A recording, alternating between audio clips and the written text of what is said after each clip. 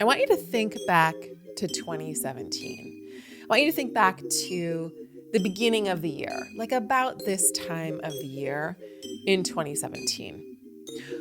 What was the most important lesson you were learning then, especially about your own creative power and potency, how you were engaging with it, how you were learning to express it, and what you were learning about your relationships, about your work relationships, your friendships, your relationship to yourself, to your own creativity, and to your own agency.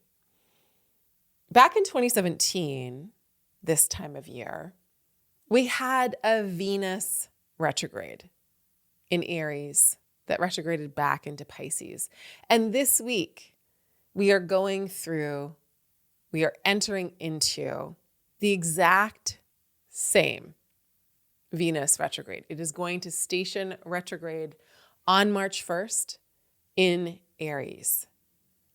And because it is almost exactly in the same part of the sky, in the same part of the zodiac as it was in 2017, will last for the same amount of time, it is almost the exact same days of the month as it was in 2017. We can use the template of that year, of what we learned about ourselves, about our activism, about our collective power then, and think about how we have grown 8 years wiser, 8 years stronger, 8 years more resilient, 8 years more resourced, 8 years more deeply in our friendships, hopefully, in our communities, in our collective organizing, and how we can show up for this moment, given everything we learned back then, all that we've done to grow ourselves and become wiser, and all we're being called to do now. That is, I think you'll agree, eerily similar to that moment. Different, but definitely rhyming with, definitely mirroring what happened this time of year back then. Hello and welcome. This is the Astrology of the Week Ahead podcast. I'm your host and your astro bestie, Chani Nicholas. And in this episode, we are talking about the week of February 24th. And this week has a new moon in it. There's a new moon on Thursday, the 27th. It's in Pisces. It's pretty cute, I gotta say. But the absolute standout, bar none, important moment is the fact that on March 1st, Venus is stationing retrograde. Venus is stationing retrograde in Aries. This is a fire sign. That means that it is performative, it is bold, it is in your face, it is warm, it is fiery, it is maybe very hot, depends, and it is pulling focus. Now, I do want to say that Mars has just, especially if you're listening to this on Sunday the 23rd, it is just stationing direct. Mars stations direct on February 23rd. Now, Mars is the ruler of Aries. Stay with me here. And Venus is stationing retrograde in Aries. Now, Mars just stationed direct. So they are passing the baton of this year of important retrogrades. Mars and Venus retrogrades are just standout moments. Mars is a planet of conflict and war and agitation and courage and heroes and anti-heroes and all kinds of villains, chaotic good, chaotic evil. You know, Mars gets attention because it pokes at us and it crosses boundaries and it crosses the line and it definitely spurs us into action. That's Mars. Mars is a planet of conflict. Venus is the planet of cohesion. It's a planet of connection. It is a planet of love and relationships and creativity and pleasure. Mars is not about pleasure. Mars is grueling. Mars is being on the battlefield. So when Mars is retrograde, its themes pull focus.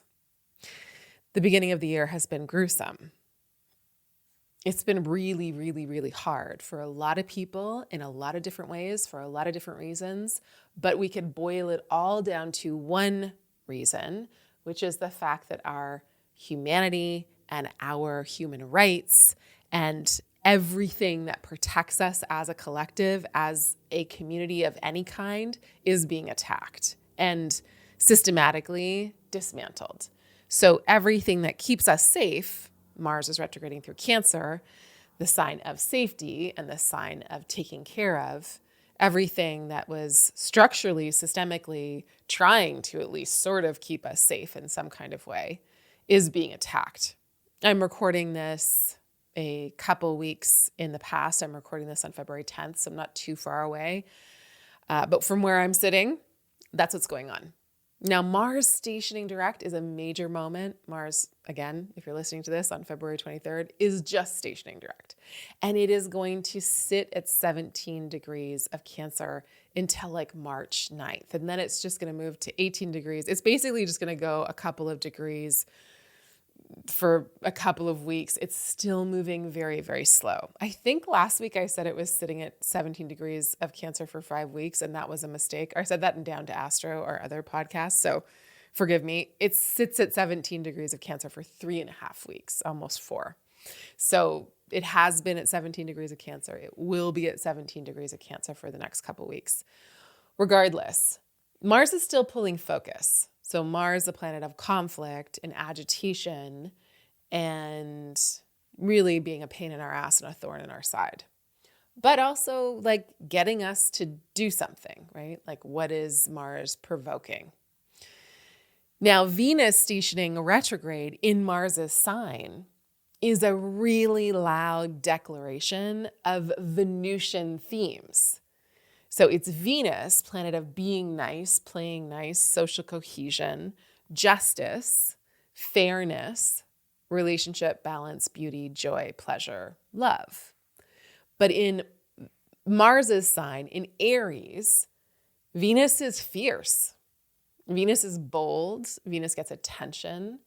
And Venus is a table flipper. Venus is a chandelier swinger. Venus is going to have fun and is going to experience pleasure and promote pleasure in a very antithetical to what status quo wants kind of way.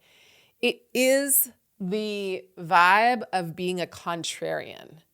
So that is what is going to start to pull focus now. It is still about collectivism. It is still about how we come together or how we are inhibited from coming together, what is pulling us apart.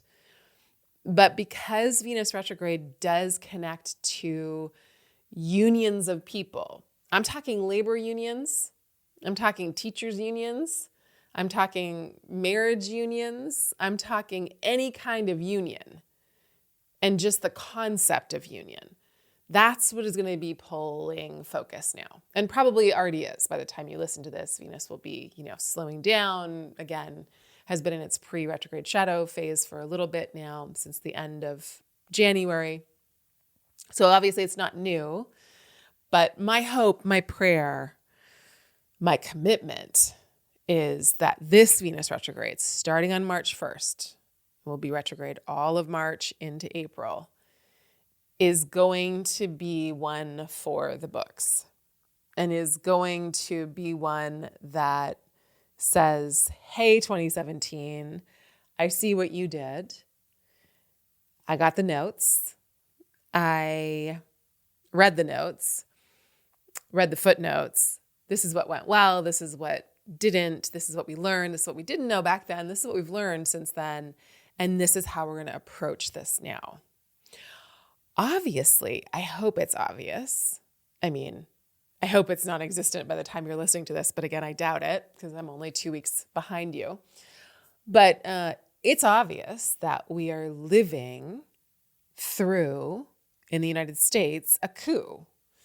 And we are living in a moment where white supremacy is taken the reins and has taken control, and We are in a situation where if we don't act fiercely and quickly and definitively to protect ourselves, our human rights, our rights of our fellows, and if we do not move as a collective in a very defiant and in a very agitating to the ruling class kind of way, we are going to be in such trouble.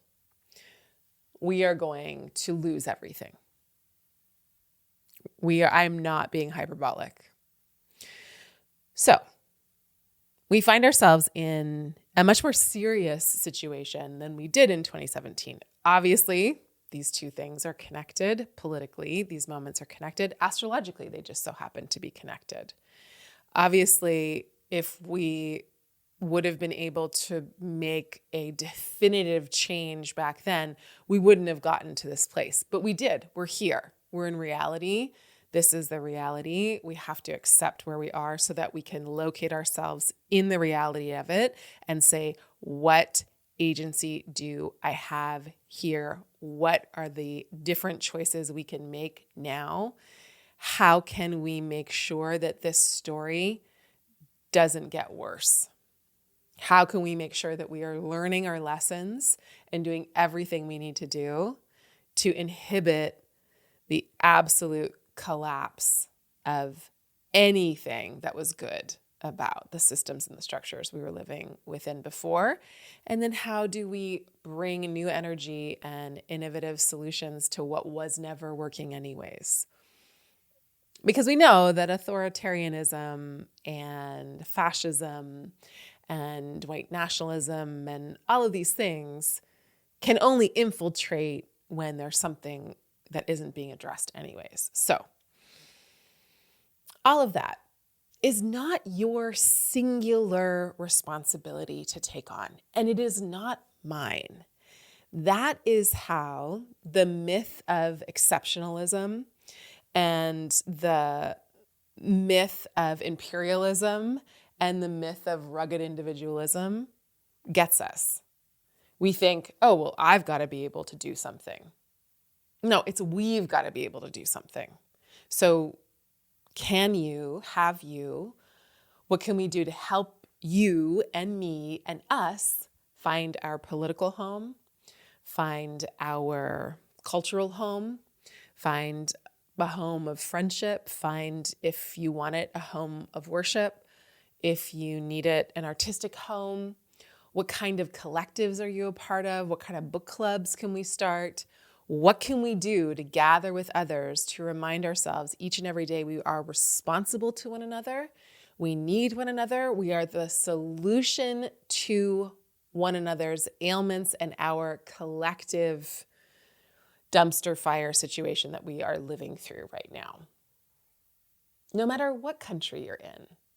I think what we have come to see, know, fully realize is that this threat that the United States is experiencing to itself is also threatening all of these other countries, depending on the day, depending on the whims of the fascist in charge. We are threatening, we are destabilizing the country, the government is doing all of these things to create further and further insecurity. So, no matter what country you're in, I think this Venus retrograde is saying, hey, unions are a really good idea. I'm not saying all unions work in a way that is really great, but I'm saying the concept of being in union, in community, in all of that with one another is important as a means of fighting what is trying to keep us separated and isolated and what is trying to use us as a weapon to do their war and their bidding and their work for them. So Venus is stationing retrograde this week in Aries. I'm hoping it's loud and brilliant and beautiful. It's also an invitation to be very performative again, very demonstrative in our worship of beauty And in regards to culture making, art in this circumstance, Venus in Aries, art is a weapon. It is a tool to dismantle supremacy. It always has been, and it always will be, and that is why they always try to defund the arts. It is something that is so potent and so powerful. And Venus reminds us of that. Venus is a planet of art and beauty and of relationship, and that's not just like little compartments that aren't related to one another.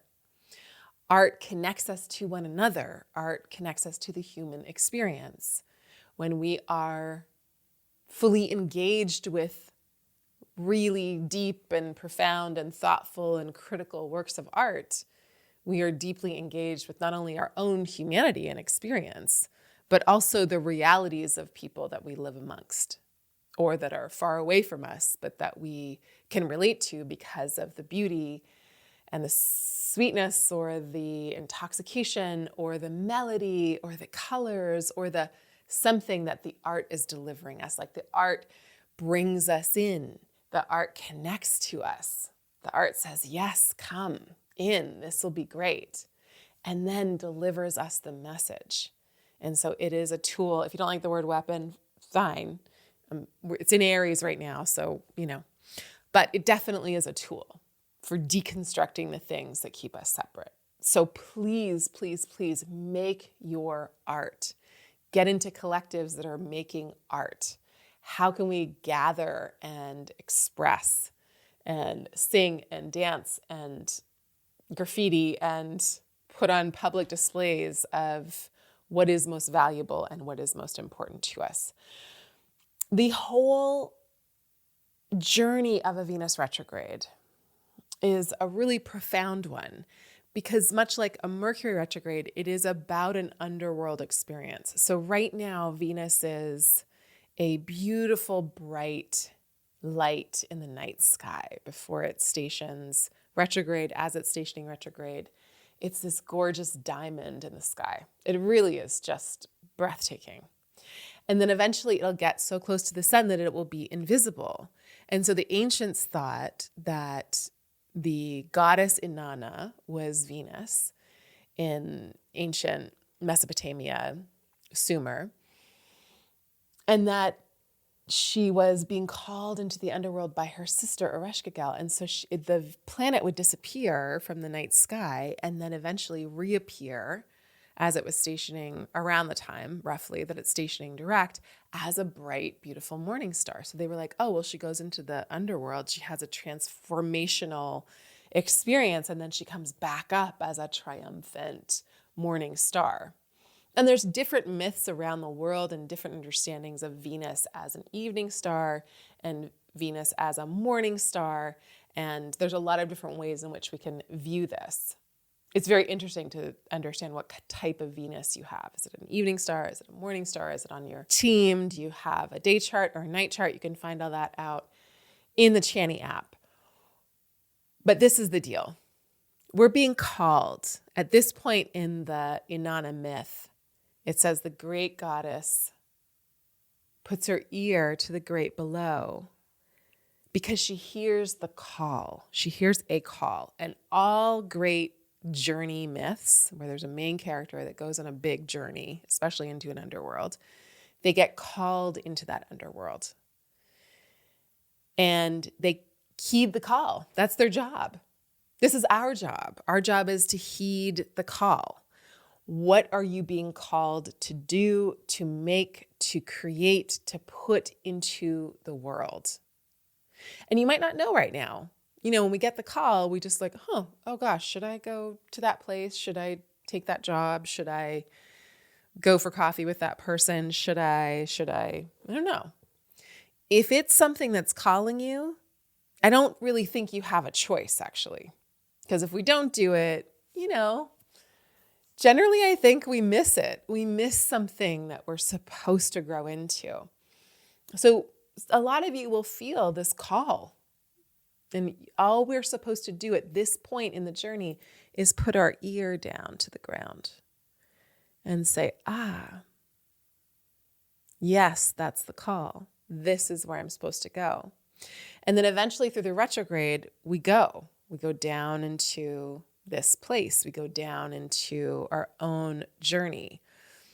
In the myths, Inanna goes down into the underworld, and she goes through the 7 gates of the underworld. There's 7 planets, 7 visible planets to the naked eye. She goes down into the underworld, and she meets her sister, who's writhing in pain in the underworld. And her sister, we can think psychologically, is just the other part of her. Inanna is the all-knowing, all-beautiful queen of heaven and earth. I mean, gorgeous. She's like fully realized. Everybody loves her.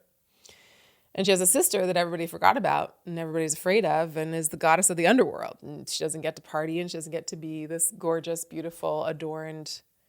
And there's always the other side, right? There's always the shadow side. There's the light and there's a shadow, always. And so the 2 sisters are really 2 sides of our conscious awareness.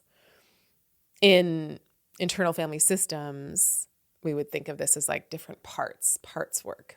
There's the part of me that gets left in the back rooms that I don't want anybody to know about. And then there's the part of me that's like, I present to the world because it gets attention and gets me love. And so the Inanna myth, she goes down into the underworld and she meets her sister, and her sister fixes the eye on her, and that's it for Inanna. Inanna is no more. Inanna meets that moment. But before Inanna goes down into the underworld, she says to her trusty sidekick, listen, if I don't come back in 3 days, send for me, because I don't know if I can trust my sister. So after 3 days of Inanna, who is no more, not coming back, her trusty sidekick goes and petitions all the gods. And finally, one of the gods helps her. And it's one of her fathers. And he fashions these 2 little creatures from the dirt underneath his fingernails. And they turn into like little flies, and they are able to skirt past all the guards, and they go into the underworld, and they find her, and they see Inanna. They see her corpse. And they also see Ereshkigal, her sister. And her sister is moaning in pain. She's writhing in pain. She's saying, oh, my insides. Oh, my outsides. Oh, my back, my hips, like it's the whole thing. And they start mirroring her. They say, oh, your insides. Oh, your outsides. Oh, your belly. Oh, your back. And the fact that they are showing her compassion, the fact that they are mirroring back to her own pain, snaps her out of it, kind of snaps her awake. And she says, who are you? I'll grant you whatever you want. Like she's indebted to them. And so they say, oh, well, we only want one thing, and that's Inanna to be returned. And so she sprinkles the waters of life and the food of life upon Inanna, and she's reborn. And they ascend up through the 7 gates. And so this is the myth, right? This is the whole like descent. We can see the beautiful, bright Venus. Then she goes retrograde. It goes retrograde. We can't see Venus anymore. And then all of a sudden we can see Venus again. And that is, we could think of it as Venus rising up out of her own journey of meeting her shadow self, of meeting and bonding with the part of her that feels betrayed and alone and neglected and unloved and ugly and stuffed in some kind of secret, cave that nobody wants to ever go visit. So it's the meeting of ourselves. It's that union. It's getting down to the heart of something. And the beginning of the Venus retrograde is the call to the journey, hearing the call and saying yes to the call. And then there's a point in the Venus retrograde cycle where Venus and the sun come together. It's a cazimi. You hear me say that word a lot if you listen to this podcast. It's a very special moment. We can think of it maybe as the moment of Venus being reborn, of Venus, the creatures being like, we want Inanna to come back to life, of that moment of her being infused with the waters of life and the food of life and the stuff of life, and she gets the energy she needs. The goddess comes back. And that is a very important date. That date is March 22nd. And then Venus retrograde ends on April 12th. So you have March 1st, March 22nd, and April 12th. Circle those dates in your calendar. It doesn't mean that anything dramatic needs to happen or should happen on those dates, but that's the beginning, the middle, and the end, roughly, of this journey. We can think of the pre-retrograde shadow period and the post-retrograde shadow period, and that extends the whole thing out quite a bit. But if you want to just look at the dates of the retrograde, where the planet is stationing, going in, starting to pull back, starting to go down, metaphorically speaking, of Venus and the sun coming together, of the planet being reinfused, reinvigorated with the light and the warmth and the medicine that it needs to get itself together and come up, back up, to break ground again. And then April 12th, not being the exact moment that you'll be able to see Venus in the morning, but the moment where Venus starts to move forward again, starts to pivot and do a different thing, do a different story. So those are the dates that are really important. And again, the journey begins this week. So we don't want to project too much onto it. It's not going to be the exact same thing as it was in 2017. We're in a different timeline. Similar though, again, looks like, feels like, sounds like, definitely echoes a lot of stuff, but is perhaps, I think, a lot more advanced and a lot more serious, which means we need to be more serious, more committed, and more determined. So here we are, the beginning of the Venus retrograde. Now, that's not the only thing that's happening this week. On Tuesday, so Monday, Tuesday, we're going to get some news. We're going to get a certain type of answer. We're going to get like a yes, a no. There's going to be a lot of clarity that occurs on Tuesday. On Thursday, we've got the new moon. Mercury makes a sextile to Uranus. It's a very innovative, creative day. It's helpful in terms of our communications. It's also the new moon in Pisces. Gorgeous little moment. Now, the North Node is in Pisces. Eclipses are coming, but this is not an eclipse, but it's sharing a sign with the node, which is where eclipses happen. It's just not close enough to be an actual eclipse, but it's happening in the part of your chart where eclipses have just happened in September of 2024 and will happen again in September of 2025. So I want you to think about when you listen to your reading this week on the Chani app, where this new moon is happening, it does have that eclipsey, fateful type of energy to it. And so there is something that's connected to an event that maybe occurred last September, but is definitely going to occur again this September. So it's like, 6 months from now, what's the thing? You know, this is a new moon, it's a new beginning. And 6 months from now, it's going to be a full moon in Pisces, and it will also be an eclipse that will feel quite charged. So it does seem like there's something really important to pay attention to that is beginning this week in the area of your chart that contains Pisces.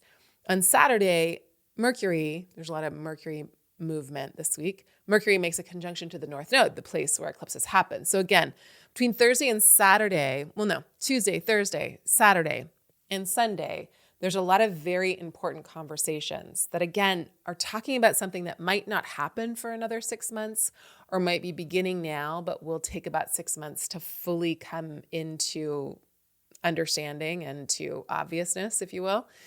So pay attention to what you're hearing, what you're saying, what you're planning. And then by Sunday, Mercury makes a conjunction with Neptune, and it gets wishy-washy. It gets too good to be true, possibly. If it sounds too good to be true, it is.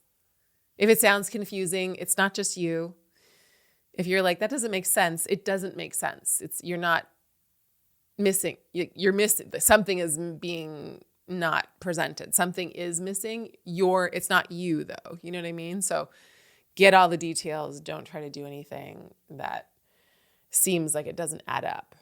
Don't pay an amount of money, time, energy, talent if the equation seems really off. Also on Sunday, the sun makes a square to Jupiter, which is a signature that's baked into the new moon. New moon is in Pisces. It's ruled by Jupiter. It's squaring Jupiter. Jupiter right now is in Gemini, so it's not the strongest sign it could be in. But there is like a bouncy confidence boost that we get to at the end of the week. But again, it's really the Venus retrograde. I mean, this is important. It's an important new moon because it's signaling something that's going to occur eventually, and it's signaling conversations that seem really important that are coming into form and structure and like, it's not quite happening right now, but it's important to pay attention to down the road. So the areas of our chart that contain Pisces and Aries are very charged right now for a couple of reasons. There's a lot going on in these two areas of our chart. Both Venus retrograde, Neptune, and Saturn, so it's more than both. It's all three of these planets are going to move back and forth between Pisces and Aries. So there's a tie-in in regards to these two areas of your chart. I talk about it in your readings this week. They're being connected by more than one thing.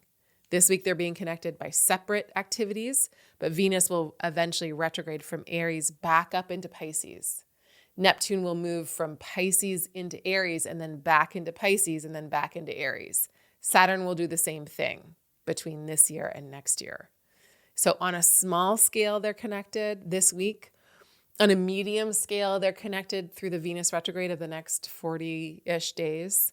And on a larger scale, they're connected between 2025 and 2026, these areas of your chart. And they're right side by each. They're side by side.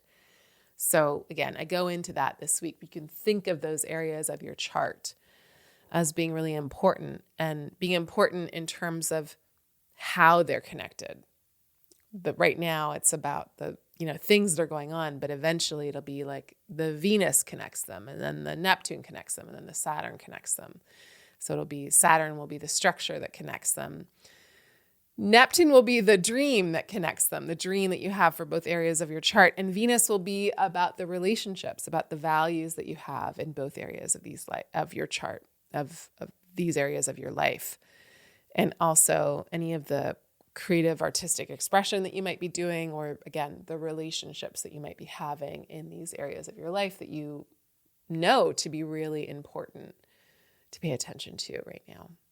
Okay, now comes the part of the podcast where I answer your questions. You can ask me anything. If you're listening to this on YouTube, you can write a question down below the video.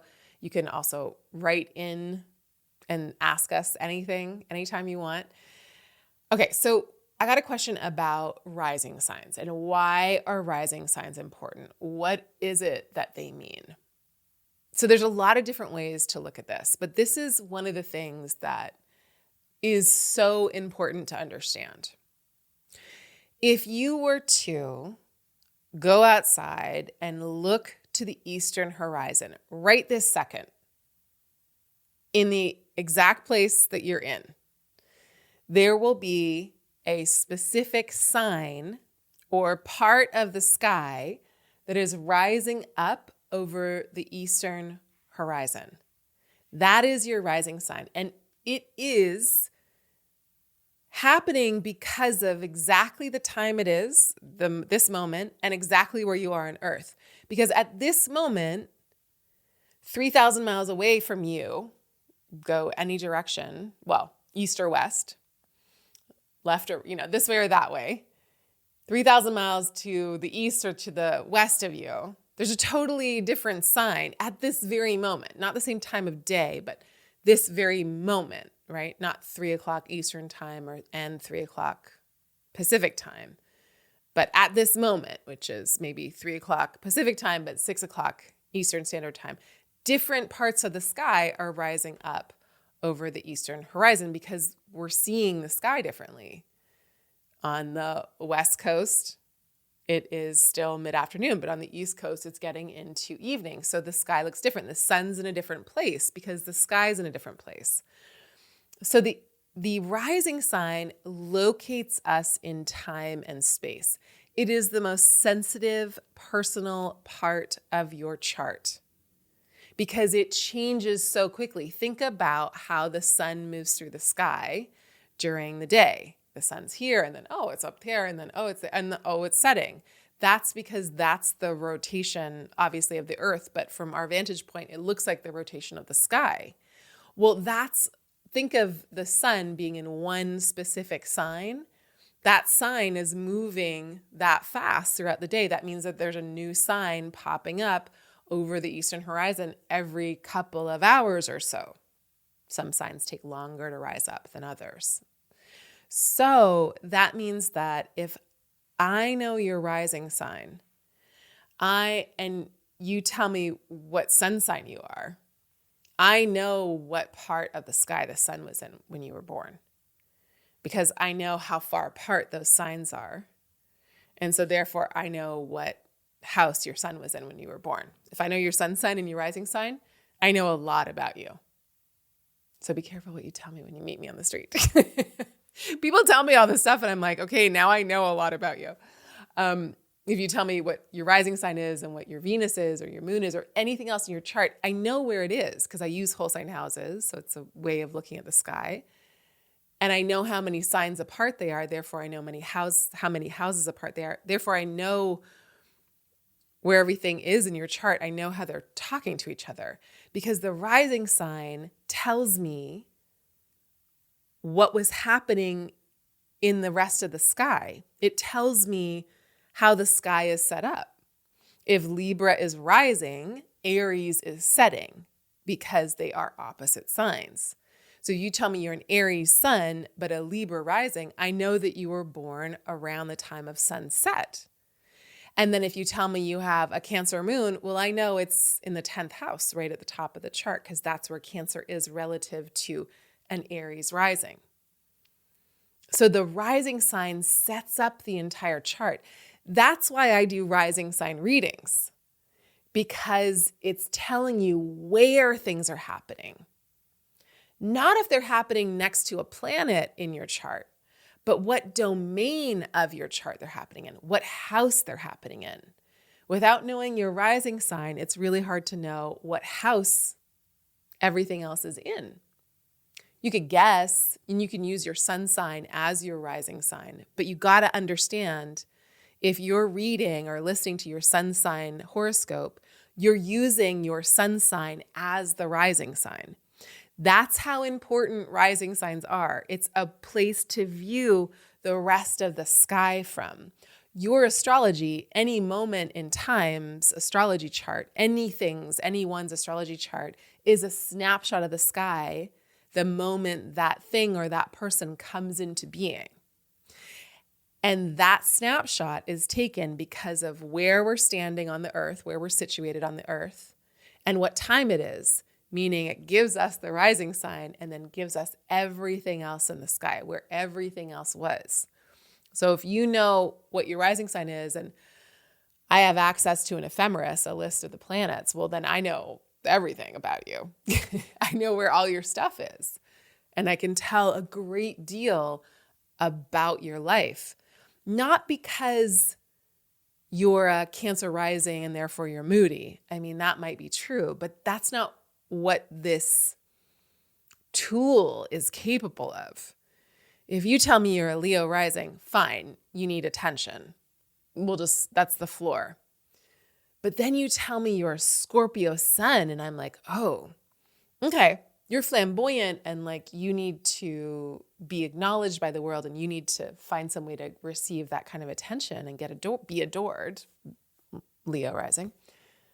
But your sun being in Scorpio means it's in the 4th house. You need home and family and foundation and feeling rooted to that, which is very different than the Leo. So the quality, the nature, the ways in which your rising sign expresses itself is something that, yeah, you'll be known for it. It's your motivation for living. It's literally the moment, the time stamp, then the location stamp where you came in as a soul and said, yes, I'm going to live this life. That's your rising sign. That's what your rising sign gives us. It gives us your motivation, your reason for coming and in and saying, okay, I'm going to do this. I'm going to do this physical experience. I'm going to be a human. Let's go. Let's try this weird thing out. Your rising sign gives us that, the style that you're motivated to express. It doesn't mean that you're not your sun sign or you're not your moon sign. We are all the things. We are all the parts of our chart, and it's up to us to figure out how to express it and like what to prioritize and how to make sure that one thing doesn't get too much and the other thing doesn't get enough, you know? We have all of it going on inside of us. That's what makes us interesting and complex. And your rising sign locates me in time and space and lets me know where everything else is. And then the planet that rules your rising sign.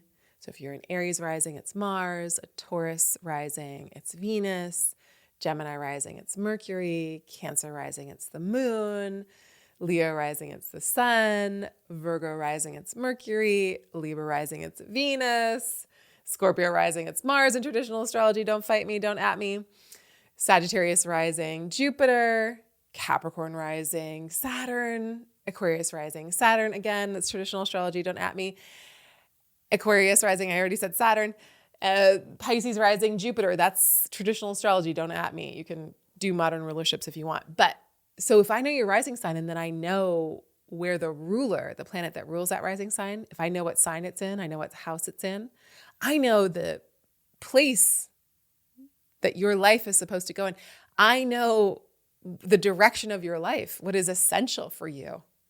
I know where you're supposed to move to in this life. It's a key. Your rising sign is not only like your style and like, you know, a vibe people get from you. And it's not even locating your whole chart, which is so important, locating us in time and space when you were born. Yes, it's the marker of how you're motivated to live out this life. So important. But it also gives me the planet that tells me the direction your life has to go in for you to feel like you are living out your purpose. And the planet, the nature of the planet, the qualities of that planet are so essentially important. I wrote a whole book about it. It's called You Were Born for This. This little sign back here. Because that's how important it is. You have to know your rising sign and the planet that rules it and where that planet is. You don't have to do anything, but you'll get so much out of it if you do. Okay, I hope that was helpful. I'm sure there's a million other questions that you have about rising signs. So let us know. Where else can I go from here? What else do you want to know? Now, before I go, I wanted to let you know about this little product that we put together this year for the first time ever, maybe for the last time ever. We put together a yearbook for you. This book has readings for every single sign in it. So it is an incredible gift that you can give anybody. And it talks about all of the major movements of the planets as it impacts each and every sign. So you can read it to all your friends. You can tell your mom why she's having such a hard time.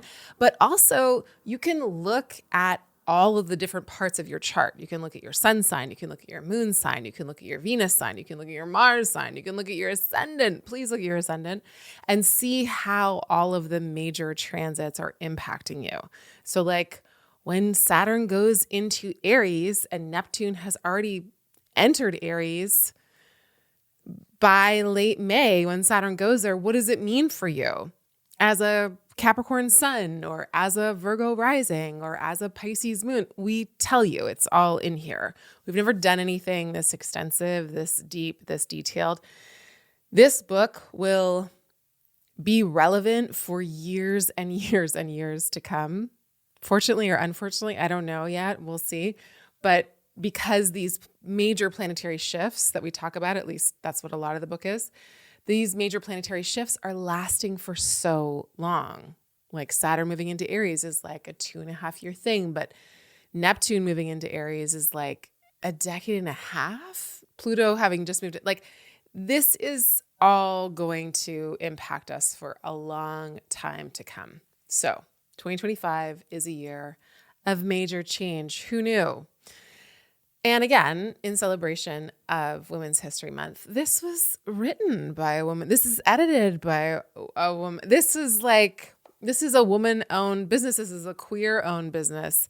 This is a small business. And the people that pack these and ship them to you are survivors of gender-based violence, and they get paid a living wage of $38.46 an hour. Yes, $38.46 an hour.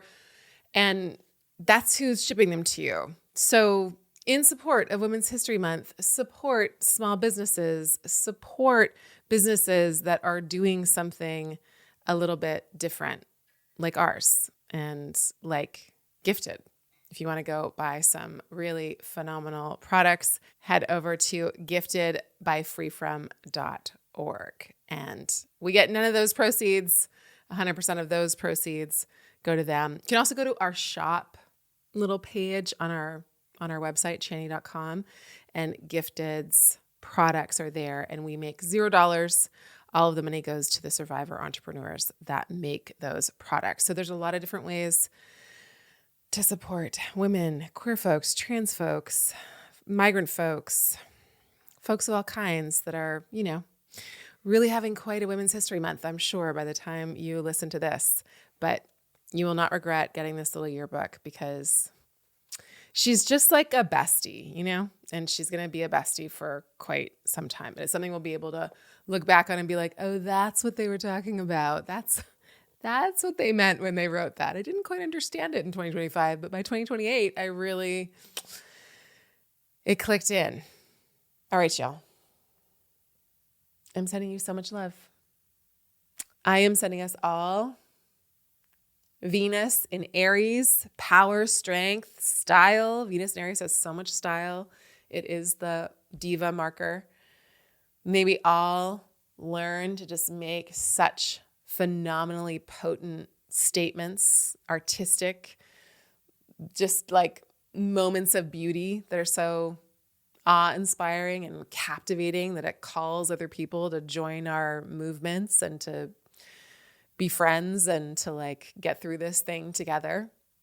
May this Venus in retrograde take all of what we've learned from 2017's Venus retrograde, and may we compile it, compost what didn't work, distill it down, take the wisdom from it, and move with a great amount of confidence and ferocity into this Venus retrograde. I heard myself say Venus in retrograde, and I was like, ugh, cringe. It's not Venus in retrograde, it's Venus retrograde. So here you go. Anyways, I'm sending you all the love, all the blessings if you're still listening to this. Bye for now.